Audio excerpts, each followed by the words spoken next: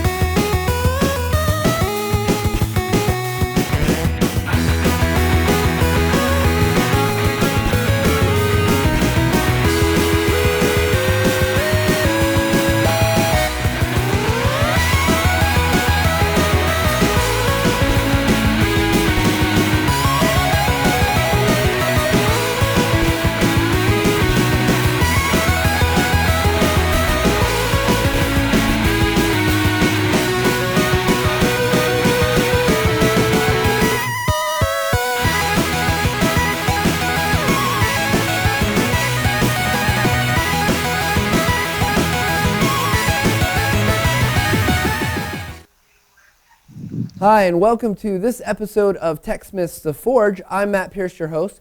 We've got a great show lined up today. We are going to be talking with Cliff Atkinson, author of Beyond Bulletpoints. He's going to be talking with us from California, so nice and warm where he is and not so warm where we are. If you want to talk to us through the show, we've got chat here on right below our broadcast at thevisuallounge.techsmith.com. You can also follow our hashtag on Twitter. That's the hashtag sign TSC Forge. Or you can always email us at theforge@techsmith.com. So we're going to go ahead and get started. We want to chat with Cliff Atkinson. We're so grateful that he's here and willing to chat with us via Skype. Cliff, welcome to The Forge. Hey, thanks so much for having me. It's great to be here. We're so glad to chat with you.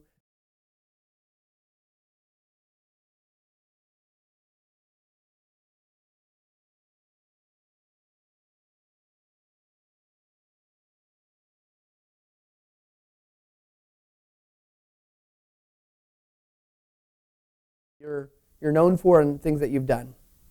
Sure. Well, probably about a little bit over 10 years ago, I was working in the .com industry back in San Francisco, and I had worked for a couple of .coms, had some interesting experiences, and wanted to create some sort of video telling my story. But I didn't know any video tools, and all I knew was PowerPoint. So I somehow figured out how to open up PowerPoint and create a music video using PowerPoint itself. And one of the big insights I had is that you can actually, when you look at PowerPoint in the slide sorter view, you're actually looking at a storyboard. And I realized, well, hey, you can actually tell a visual story across these frames of the storyboard.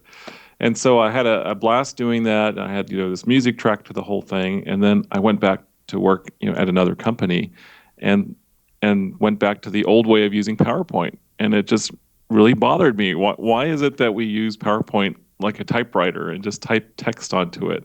Why don't we tell visual stories like Hollywood does? Or we see all these visuals around us. Why is it that we're still using text? And so I started writing articles about that. And one day I got a call from one of the biggest consumer products companies in the world, and they said, "Hey, we've been reading your articles. Can you come help us to make our PowerPoint better?" And so since then I've been doing consulting for companies, working with lawyers, and then I wrote the book Beyond Bulletpoints, which introduces a method that I do use with clients that tells folks how to take any complex set of ideas and turn those into an easy-to-understand story using PowerPoint.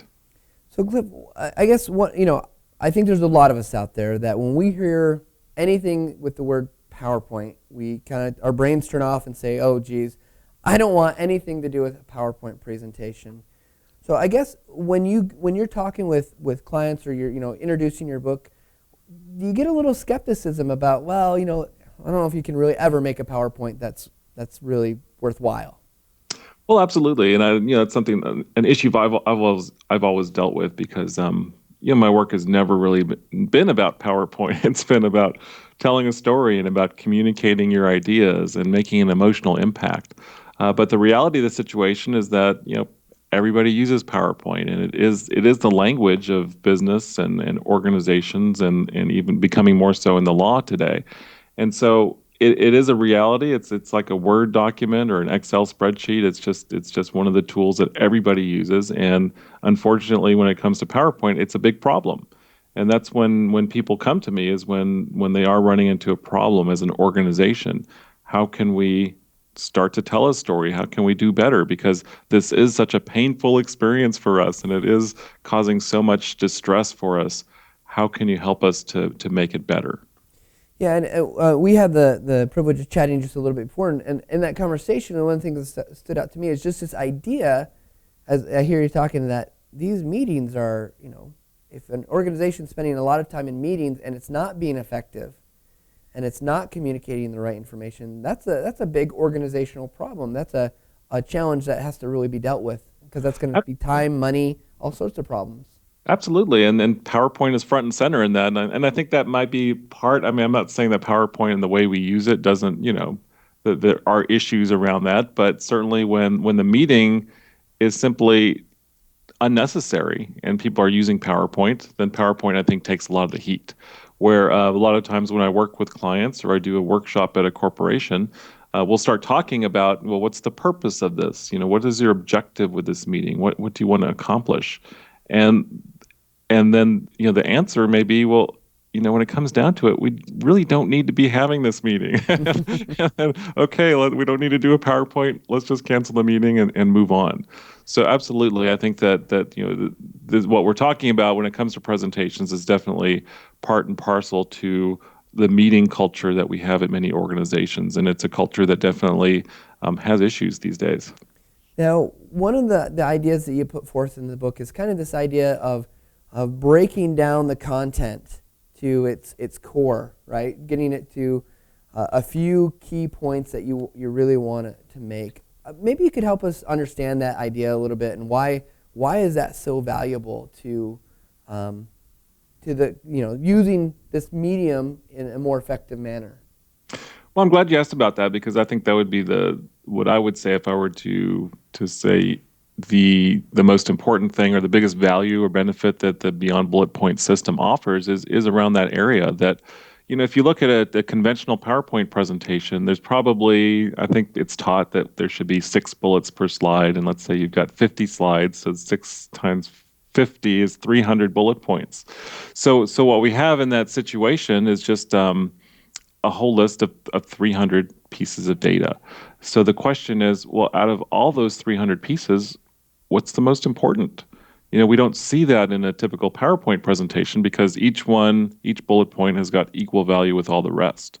And so what I would say is really the state of a PowerPoint presentation like that is it's really a brainstorming phase. It's almost like we open up a piece of paper, and then we just start taking lists. Here's all the things we can think of. And that's really where we are in the conventional approach, is that we're just in a brainstorming phase where we've listed all the facts. But the next phase is now to apply our critical thinking skills to say, well, out of all these 300, what are those 3 most important things? If I only had 60 seconds to get my message across, what is that message? And so really the challenge we face is to develop those critical thinking skills, to really figure out what out of all this is the most important message that my audience wants and needs to hear. Now, and the book goes through and actually provides some tools that will help you to kind of work through some of these processes. Is there any of those that you would want to highlight, or you think are worth us digging into a little bit more at, of course everyone's going to go out and get the book, right? Hopefully. Well, but what I would say, there definitely is. There's a tool I introduced called a BBP story template, and basically, what I'm aiming to do with that is just take things that we've always used. For example, the idea of an outline and a certain type of outline called a hierarchical or a sentence outline. Just applying something that's been around for a long time. Another concept embedded into it is called a logic tree, where you build out your logical argument in a very simple way. And so what basically I'm doing with that tool is to say, well, hey, here's some very powerful ways of communicating, some techniques, and I'll embed these in this tool, and all you have to do is fill in these blanks with your ideas, and then you've got a solid structure for a presentation. So with that, the aim is not to try to reinvent something, but to take something as simple as the idea of an outline, something that's worked for hundreds, not thousands, well, probably maybe not thousands, but for a very long time. Outlines have been a powerful way to structure a presentation. but we just don't use them anymore in PowerPoint. We don't have a clear outline with 3 main points anymore. We've got a list of 300 points. And that would be my whole point is to say, well, here are some tools that you can use that will make your job easier and tap in to the classic power of these things that have worked for a very long time. So at TechSmith, we're obviously a company that's interested very much in visuals with our program Snagit and Camtasia Studio. What role do you feel like visuals should play in having powerful presentations? Well, a central role. I think that once, we when we were chatting a little bit on the phone before we started today, we're talking about the filmmaking industry and just how it is the great films. You're not even aware of the cinematography or the script or the story. You're just completely absorbed in that emotion, and the story really works. And you don't really see or appreciate the hard work that has gone into the background of creating that. And so part of one of the concepts I introduced in the book is that we need to learn from filmmakers and their production process on how they can make a visual story effective. And they always start with a script. So in the book, I call it, this outline I was just talking about, your verbal ideas, just getting those on paper and finding a clear structure. And once that clear structure of your words is in place, then you directly link that to the PowerPoint and then build a visual story on top of that. So once you've got to have the words in place first, you've got to have the script, and then you go out and then add the simple and effective graphics that are going to go on top of that. But I would have to say that definitely screen captures are just one of the most underlooked or undervalued, underutilized ways of creating graphics, especially these days as there's more of a trend for presenters to use stock photography, which is definitely much better than bullet points. But one of the things that can happen is that every slide has a different stock photo. So it's almost like this disjointed presentation where it's like a slide carousel, just going, one slide and then the next slide, and these kind of just pictures that might appear random to an audience. So one of the things that that can happen with that is you just get the sense of it's a generic set of stock photographs. So one of the ways to really personalize your presentation visually is to use screen captures. I think that definitely it's the case that anything that's on your desktop can become a graphic for your PowerPoint. And when you show people, for example, you're talking about, let's say an instructional designer is introducing a new software interface. Well, take a screen capture of it. Show people the very first screen that they enter. What does that look like? When add an arrow, show where you add your login information, then go to the next screen and then show what it's like once you're in the interface. Or let's say that you're a financial executive and you want to pitch your services to a organization and you want to make the point that you've got sophisticated analytical tools. Well, go on your desktop and take a screen capture of that sophisticated analytical tool because it's something you use every day and this is how you do your work. And when your prospects would see, wow, that looks really amazing what you're doing, then they really get a very direct and personalized sense of what you can do day to day to help them with their work. Well, I think it's thank you for sharing that, Cliff. We're just about out of time, so real quick, I know you mentioned earlier to me that you got a third edition of the book coming out in April. Is that correct? That's right. So Microsoft Press is publishing a third edition of the Beyond Bullet Points book, and I just want to offer that as I'm doing the book, that Snagit is my best friend as I'm working on the book because all of my screen captures I take with Snagit. And when you work with a publisher, all of your screen captures have certain technical specifications. For example, they have to be BMP files at certain RGB settings and so on. And so I just go into Snagit and I set all that up as a profile so that when I'm ready to take screen captures, I just click that button and it saves it to a folder and it's a dream. So definitely I want to thank you guys for a tool that makes my life easier. Well, thank you, and we appreciate your time today, Cliff. I want to mention again Cliff's book, Beyond Bullet Points. He does have another book about the back channel and social media. We are going to be giving away a couple copies of Cliff's book, Beyond Bullet Points. What we need you to do is email theforge@techsmith.com with a couple show suggestions, and we'll randomly draw a few of our winners. So thank you again, Cliff. We appreciate your time. You bet. Thanks for having me. So coming up next, we are going to have a short clip from Ryan Eash, one of our instructional designers. He is going to be talking about what to do before you record with Camtasia Studio. So let's take it away to Ryan.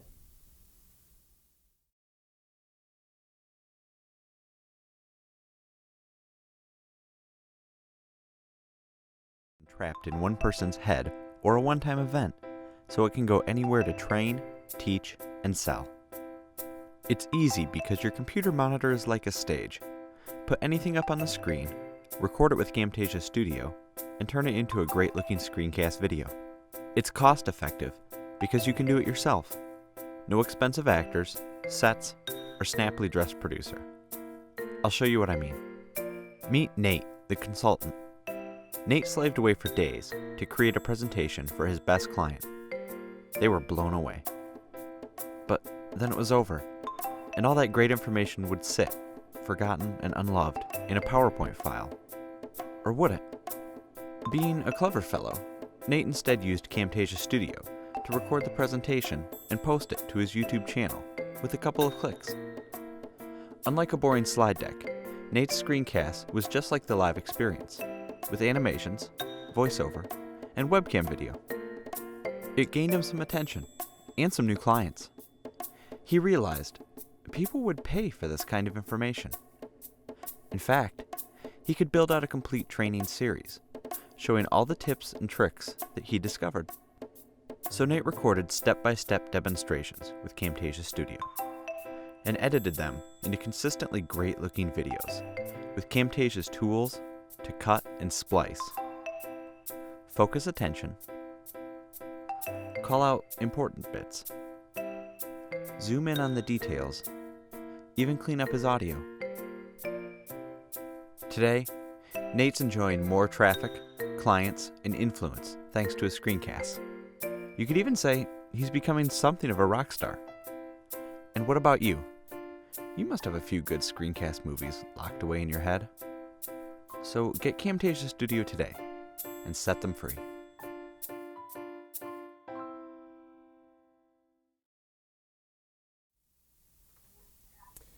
Sorry about that, folks. We had a few technical difficulties. We're going to get right to Ryan right now, so let's head over to him and see if it works. Hi, Ryan here from TechSmith. Here are 5 tips that I do before I click that red record button on the Camtasia recorder. So let's get started with tip number 1. For all videos on our Learning Center, I write a script. It helps me map out exactly what I want to show, say, and keeps them at a targeted length. For more informal or off-the-cuff type videos, I usually make a quick outline and then just record audio and video at the same time. Tip number 2. If I prepare a script, then I record my audio separately with my Samson CO3U USB microphone and Audacity. If I'm in the office, I use our awesome recording studio, or if I'm at home, I either take my microphone and laptop into my walk-in closet, or I surround myself with a few pillows and blankets at my desk to help eliminate background noise. Tip number 3. Next step is to get everything opened and ready on my screen that I'm going to record. I use this cool, free little tool called Sizer to help me resize all of my windows to the exact size I need. I can configure it with any dimensions I want. So if I want to resize my window to 1024 by 576, I just need to right-click on the title bar and choose the dimensions from the menu. It's very slick. Tip number 4. Once everything is set, I do a quick dry run-through to make sure there aren't any surprises when the real recording begins. I will also make sure that any new windows that open, like when saving the project or importing media, that it opens right to the folder I want it to. This eliminates any extra time and clicking to navigate to the correct location while recording. Tip number 5. I usually close all programs on my machine that contain a notification setting, like email, instant messenger, and Skype. It can be frustrating when during a flawless recording, a pop-up message appears and you now have to worry about trying to edit it out. Oh, and here's a bonus tip. If you're ever showing your desktop during a recording, make sure that it's free from clutter. Hide those extra icons and use a wallpaper background that isn't distracting.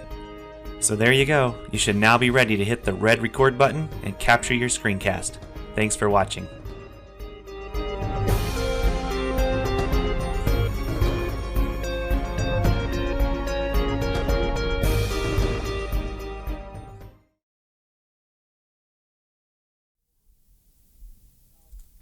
Hi, we're back. I want to thank Ryan Eash for taking the time to put that video together for you. Hopefully you guys find that stuff useful and informative. We have a special treat for you. One of the things that we've wanted to do on The Forge is actually get you behind the scenes here at TechSmith to meet some of the interesting and unique people who are helping to bring forth our great software. So today I've got a special guest. I'd like to introduce Chis Bachelder. He is a UX designer. That's right. And that's a fancy title, and we'll explain that here in a second. But Right. we've invited him into the studio.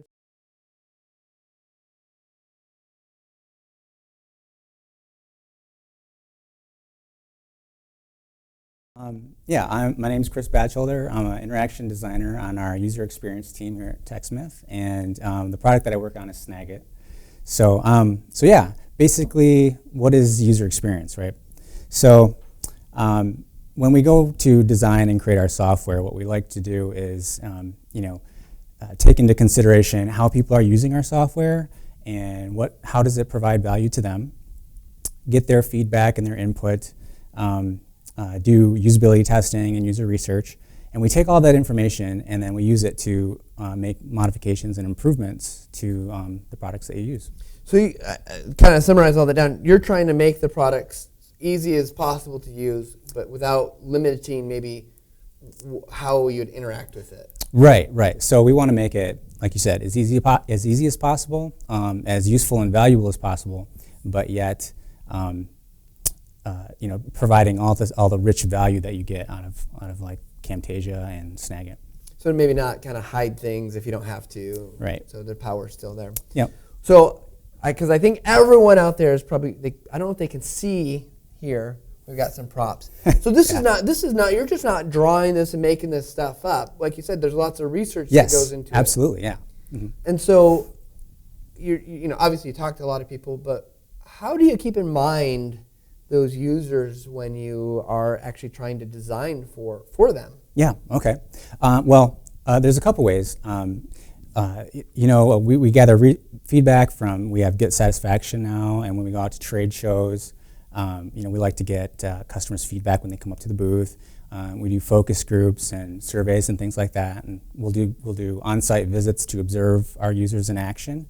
But another thing that we use is it's a tool called personas, and with our personas, what we can do is we can create these images of our customers as with characteristics of what they might do in their daily lives, and use that as a way for us to not think about how we would use our product, but how they would use their product. So it helps us maintain some level of objectivity and gets us thinking sort of outside of what we know, since we're on the products every day all the time. Because ultimately it doesn't matter how I use the product. I might have a one way that I like to go through it, but I might not represent a vast portion of our people that actually are using it. Right, exactly.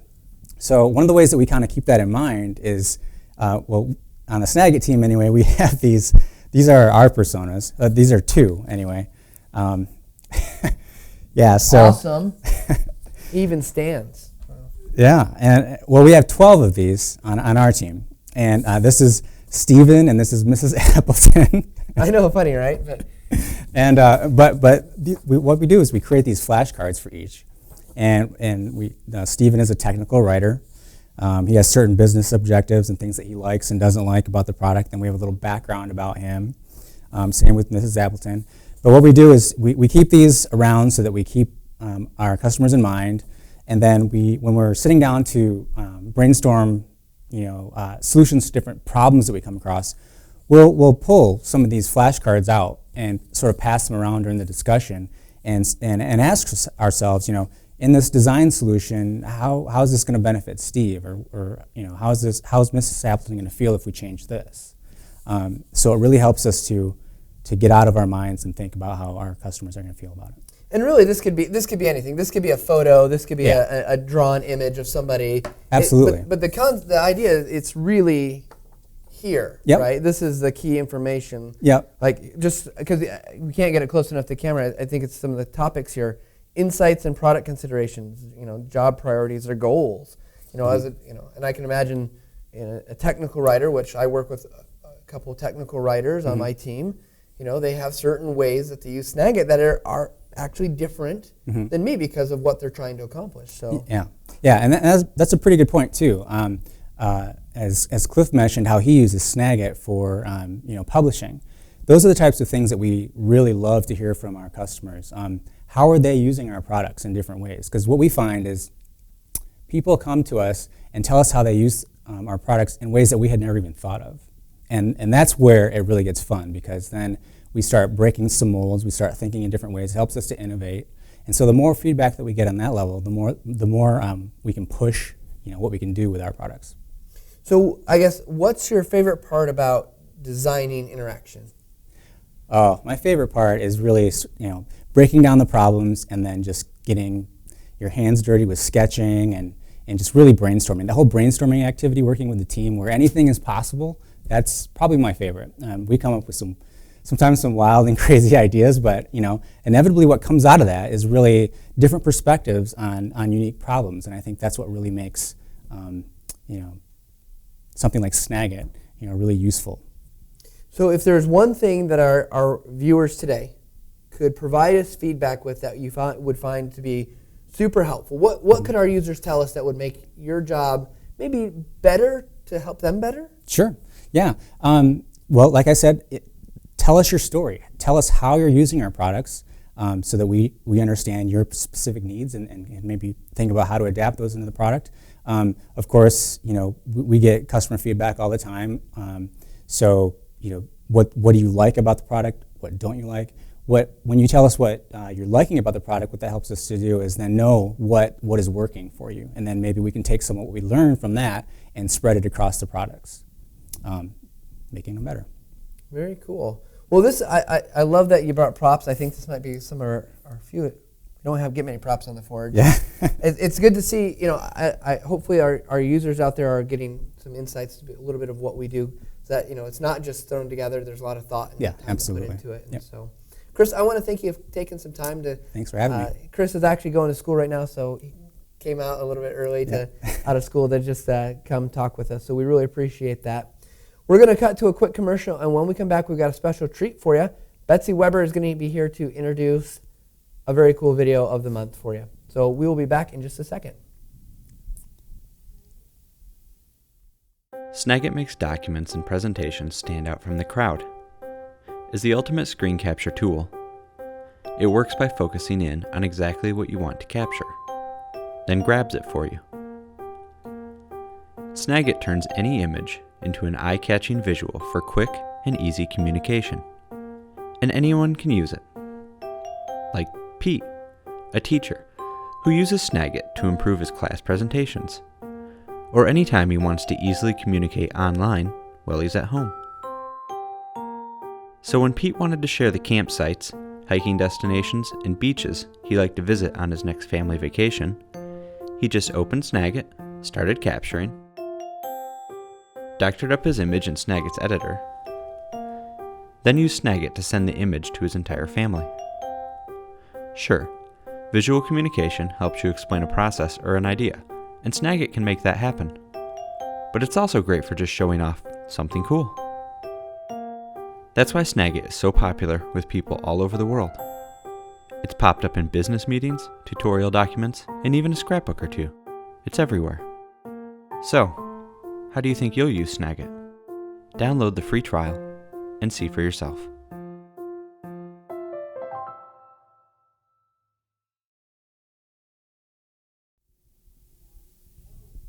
We are back. We are so excited to have Betsy Weber back from all of her travels and going all over the world. Thank you for being here today. Oh, I'm happy to be here. So Betsy actually said to me, one of the things that we need to do is we need to show good examples of screencasts. And Yes. so that's what you've come to do today, right? Yes, I figured we'd show off interesting screencasts that we find every month, and we want your nominations too. So at the end, we'll talk about how you can submit nominations for the screencast of the month. Sounds fantastic. So any right. prep for this one that we need to know? I was at CES earlier this month in Las Vegas, and Intel had a huge booth there. And as they're always doing, they're launching new products, and they have a screencast. And when I saw it, I was blown away. It's dynamic. There's a ton of movement. It tells a story. It's very engaging, and they clearly take their cues from Hollywood. So Yeah, and actually, just a quick note, as I was doing a little research on this was shot by the same guy that did the Bourne Supremacy movies.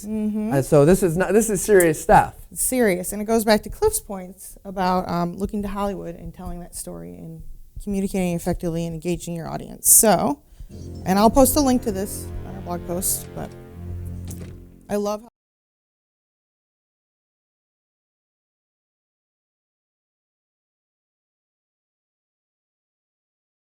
that's from iTunes.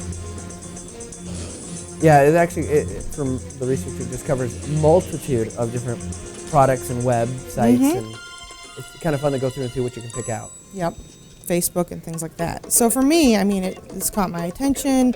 It's clearly a popular video, over 1.5 million views. So very entertaining and engaging. Great for launching new products. So we'll pause this. I'll post a link and you guys can watch the entire video later. But I'd love to know what you guys think makes a great video, what videos you're making, and submit them to us. Email them to us at theforge@techsmith.com. I'll post a link to that. I can't guarantee that you'll win, a huge cash prize, but you'll have fame, glory, bragging rights, and we'll show you off on the next episode of The Forge. And possibly a lot of us drooling and saying, how did they do that? It's so cool. Exactly. You might get groupies out of it. I don't know. Maybe you'll get to go to Hollywood. We can't promise that, though. Yeah, that's true. We cannot. Can't promise anything. So this is awesome. This is an outstanding example. But the good thing is not all screencasts have to be like this either. We don't have to go that far. No, and this doesn't work for all types of content. If you need to teach somebody how to do something in Snagit, maybe you don't need this Hollywood thriller, but maybe you're for launching a new product or something like that. This sort of format might work. Yeah, definitely. So, Betsy, we want to thank you for bringing this great example to us. Again, we're looking for your examples of great screencasts. You can email us again at theforge@techsmith.com. Now, before we wrap up, I want to kind of go back for a second, and I want to mention that a couple episodes we had Daniel Park, author of the Definitive Guide, Camtasia Studio, on our episode of The Forge. His book is now out. It's an online, available for download at dappertext.com. You can go visit that, and he actually has a bunch of stuff that's free, and he's running a pretty good special. Great information if you're looking for more knowledge and training and understanding on Camtasia Studio. So just a quick shout out to Daniel and congratulations on getting the book out. So again, if you want to talk to us, we're at theforge@techsmith.com. You can always follow us or talk to us on Twitter. Use the hashtag TSCForge. And we want to thank our special guest, Cliff Atkinson, for spending time with us today. We want to thank Mrs. Appleton and Stephen and Chris for coming in and talking to us a little bit about behind the scenes at TechSmith. So thanks a lot for everything, and we will talk to you guys later. I use Snagit. Do you? Not yet.